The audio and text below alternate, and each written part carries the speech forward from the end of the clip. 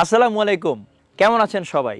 আজ আমাদের সাথে এমন একটা গাড়ি যা শুধু একটি ক্লাসিক গাড়ি নয়, বরং ইতিহাসের একটা অংশ। Toyota Mark two GX90 1993 model. এই গাড়ির স্টাইল অ্যান্ড পারফরমেন্স যা টাইমকেও বিট করেছে। অবস্থার এত অবনতি? কিসের অবনতি? প্রিকন্ডিশন গাড়ি থেকে এই পুরনো গাড়ি? দেখো, এই গাড়ি পুরনো হয় না। টয়োটা মার্ক টু এটা একটা লিজেন্ডারি গাড়ি। এই গাড়ি চলে তো নাকি ধাক্কানো লাগবে? ইঞ্জিনের অবস্থা ভালো তো? দেখো, ইঞ্জিনের যত্ন নিতে জানলে গাড়ি ধাক্কানো লাগে না। আর আমি আমার গাড়িতে ইউজ করি মোবিল সুপার 20W50। ইঞ্জিনের প্রবলেমের একটা প্রধান কারণ হলো ইনফিরিয়র ইঞ্জিন অয়েলের ব্যবহার এবং সঠিক সময়ে সঠিক গ্রেডের ইঞ্জিন অয়েল পরিবর্তন না করা।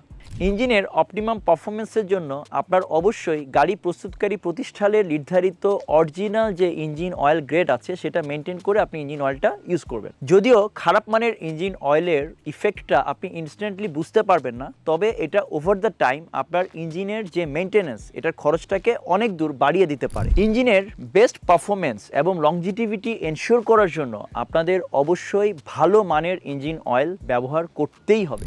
অনেকেরই ইঞ্জিন অয়েল সম্পর্কে একটু লিমিটেড জ্ঞান আছে, কিন্তু তারা তাদের ব্যস্ততম সময়ের কারণে ইঞ্জিনের যে অয়েল ড্রেনিং ইন্টারভাল সেটা মেনটেন করে ইঞ্জিন অয়েলটা পরিবর্তন করতে ভুলে যান। বাজারে প্রচলিত সাধারণ গ্রেডের ইঞ্জিন অয়েলের থেকে মোবিল সুপার এভরিডে প্রোটেকশন আপনাকে 65% পর্যন্ত প্রোটেকশন নিশ্চিত করে এবং এটা টেস্টেড। এটার ভিসকোসিটি গ্রেড 20W50 এবং মানের দিক থেকে আমেরিকান পেট্রোলিয়াম ইনস্টিটিউশনের সর্বোচ্চ গ্রেড SP গ্রেডের। মানের দিক থেকে সর্বোচ্চ গ্রেডের হওয়ায় এটা আপনাকে দিবে সর্বোচ্চ ওয়্যার প্রোটেকশন এবং নিশ্চিত করবে সেরা পারফরমেন্স। আর এই ইঞ্জিন অয়েল আপনি পেট্রোল এবং ডিজেল চালিত গাড়ির এই মডেলের গাড়িগুলোতে রেগুলার ইউজ করতে পারবেন।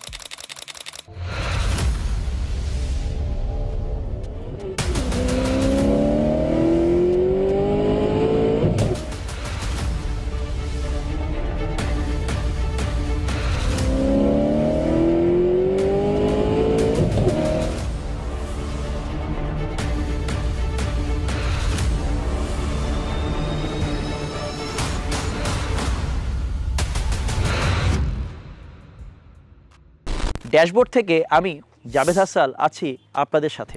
মার্ক টু এর ফার্স্ট জেনারেশনটা শুরু হয় 1968 থেকে 1972 পর্যন্ত এবং সময়ের সাথে সাথে টয়োটা তার ডিজাইন ল্যাঙ্গুয়েজে অনেক চেঞ্জ করে, যার কারণে এখানে অনেক ইমপ্রুভমেন্ট আসে। এটাতে অ্যাড হয় অনেক লাক্সারি ফিচার্স, পারফরমেন্স এবং ডিজাইনও অনেক চেঞ্জ আসে।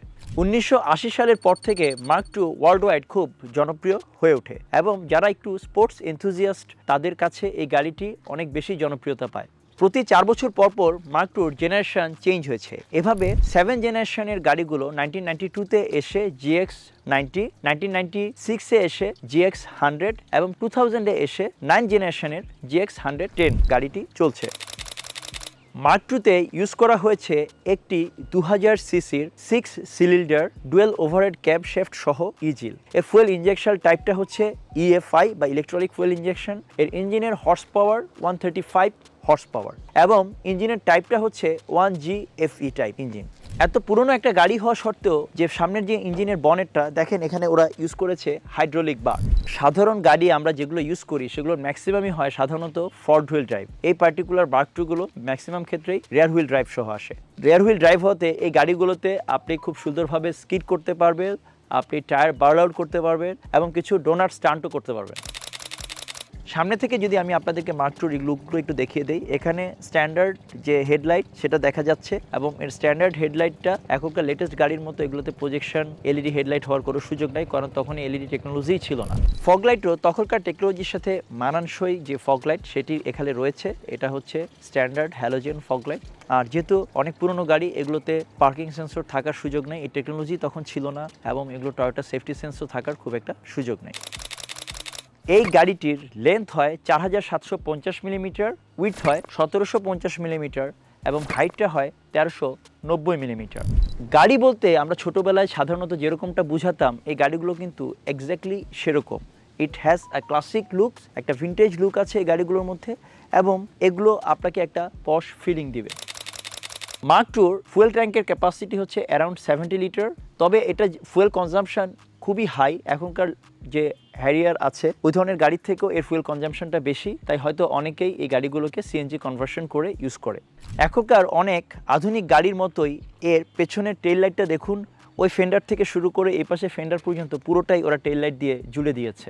এবং এটাতে রিমোট ট্রাঙ্ক লক নাই, যার কারণে আপনাকে কি দিয়ে এভাবে খুলতে হবে। এবং এখানে আপনি পেয়ে যাচ্ছেন অ্যাম্পল একটা ট্রাঙ্ক স্পেস। এই মার্ক টুটিতে সাইড স্কার্টস আফটার মার্কেট লাগানো হয়েছে এবং এর আমরা যে রিমটা দেখতে পাচ্ছি এটা 18 সাইজের, বাট নর্মালি এগুলোতে 15 সাইজের রিম সহ এই গাড়িগুলো এসে থাকে। এটা আফটার মার্কেট 18 সাইজের অ্যালয় লাগানো হয়েছে। চলুন আমি আপনাদেরকে একটু ইন্টেরিয়রটা দেখিয়ে দিই। এটাতে ঢোকার পরপরই আমি একটা ক্লাসিক গাড়ির ফিল পাচ্ছি। এটার যে স্টিয়ারিং হুইল এটা হচ্ছে স্ট্যান্ডার্ড স্টিয়ারিং হুইল। সামনের যে সেন্ট্রাল উইন্ডো কন্ট্রোল এটা হচ্ছে সবগুলোই হচ্ছে আপনার অটোমেটিক অন অফ হবে, তবে ফুল অটো শুধু সামনের ডান পাশেরটা, আর বাকি সবকিছু আপনি সেন্ট্রাল লক থেকে শুরু করে সবকিছু এই গাড়িগুলোতে পেয়ে যান। এর হ্যান্ড ব্রেকের একটা অংশ আপনার এভাবে পায়ে থাকে, বাট আপনি যখন এটা খুলবেন এখানে চাপ দিলে এই হ্যান্ড ব্রেকটা এখানে আনলক হবে। এর যে ডোরটা আছে এই ডোরের মধ্যে দেখেন এটা একদম খুব প্রিমিয়াম কোয়ালিটি ফেব্রিক এবং নিচের এখানের এটাও একটা প্রিমিয়াম কোয়ালিটি ম্যাট এখানে লাগানো আছে। এর এসি প্যানেলটায় এখানে এই উডেন ফিনিশিং, এত আগের একটা গাড়িতে এরকম উডেন ফিনিশিং আমার খুবই প্রিমিয়াম একটা ফিল দিচ্ছে। যদি অনেক পুরনো গাড়ি এবং এসি এগুলো সবই হচ্ছে এরকম সুন্দর বাটন দিয়ে কন্ট্রোল করা যায়। সাইড ডোরের যে উইন্ডো আছে এগুলো সবই কিন্তু দেখেন এগুলো হচ্ছে ফ্রেমলেস বা বেজেললেস উইন্ডো, যেটা খুবই একটা প্রিমিয়াম ফিল দিবে আপনাকে। আর এর এখানে মাঝখানে যে সেন্ট্রাল কনসোল, এই সেন্ট্রাল কনসোলও প্রচুর স্পেস আছে, আপনি খুব সুন্দর মধ্যে হাতটাত রেখে খুব আরাম করে গাড়িটা চালাতে পারবেন। এটার যে সিটগুলো ম্যানুয়াল অ্যাডজাস্টমেন্ট, তবে এগুলো দেখেন এরকম গোল করে ঘুরিয়ে ঘুরিয়ে আপনি এটাকে উপরে নিচে করতে পারবেন এবং এখানে কিন্তু অটোমেটিক লাম্বার সাপোর্টও আছে এখানে। আর এর পেছনে যখন আপনি বসছেন এটার মোটামুটি একটা লেগ রুম আছে, মোটামুটি হেডরুম আছে। অনেক পুরনো গাড়িতে ভেতরে স্পেসটা আমি ভেবেছিলাম যে আরও অনেক বেশি থাকবে, কিন্তু আসলে তত বেশি নাই। কারণটা হচ্ছে এর পেছনে এবং সামনে ইঞ্জিন বনেট এবং ট্রাঙ্ক কাভারে ওরা অনেক স্পেস ওই জায়গাটাতে নষ্ট করে ফেলেছে, বাট স্টিল এটা যথেষ্ট বেশি, এটাকেও কম বলা যাবে না। এখানে সেন্ট্রাল আর্মরেস্টও আছে আর পিছনে তিনজন খুব ইজিলি বসা যাবে, কারণ এখানে কিন্তু স্পেসটা অনেক বড়। আমরা এই মার্ক টুর একটা রিভিউ করলাম শুধুমাত্র আমাদের একজন ওয়েল উইশারের রিকোয়েস্টে এবং আপনাদেরকে দেখাতে যে কত পুরনো জাপানিজ রিকন্ডিশন গাড়ি এখনও কিভাবে সদর্পে বাংলাদেশের রাস্তায় চলছে। এটা একটা 1993 মডেলের গাড়ি, অর্থাৎ ওইদিকে 7 বছর আর এদিকে 24 বছর, লাস্ট 33 ইয়ার্স ধরে এই গাড়িটাই কিন্তু খুব সুন্দরভাবে স্মুথভাবে চলছে। এবং এটা বর্তমান যে ইউজারের কাছে আছেন উনি গত 24 বছর ধরে এই সেম গাড়িটাই ইউজ করছেন এবং হি সো হ্যাপি যে উনি এই গাড়িটা সেল করবেন না, উনি হয়তো আরেকটা গাড়ি কিনবেন বা অন্য গাড়ি উনি ইউজ করবেন। এটা এমন একটা গাড়ি যেটা অনেক পুরনো হলেও মনের দিক থেকে একদমই young. Toyota Mark two GX90 1993 মডেলের এই গাড়িটা একটা আসলেই ক্লাসিক গাড়ি। এই গাড়ি শুধু একটা মেশিন নয়, এটা একটা ইমোশন। আর এটা আমাদেরকে মনে করিয়ে দেয় কিছু জিনিস পুরনো হতে থাকলে এটা আসলে আরও বেশি স্পেশাল হয়ে যায়, কিছু জিনিস কখনোই পুরনো হয় না। এরকম আরও কোনো লিজেন্ডারি গাড়ির রিভিউ আপনারা যদি চান আমরা করি, আমাদেরকে কমেন্টসে জানান, আমরা চেষ্টা করব সেটা কভার করার জন্য। এই ধরনের গাড়িগুলো কিন্তু আমরা সেল করি না, এই ধরনের গাড়িগুলো কেনার জন্য আপনাদেরকে যেতে হবে যারা ইউজড কার সেল করে তাদের কাছে অথবা ডিরেক্ট সেলারের কাছে। সুতরাং আপনাদের যদি রিকন্ডিশন গাড়ি লাগে তাহলে আপনারা যোগাযোগ করবেন আমাদের সাথে। এতক্ষণ ধরে আমি জাভেদ হাসান ছিলাম আপনাদের সাথে ড্যাশবোর্ড থেকে। যেখানেই থাকবেন ভালো থাকবেন, আবারও দেখা হবে অন্য কোথাও অন্য কোনো ভিডিও নিয়ে। আসসালামু আলাইকুম রহমতুল্লাহ।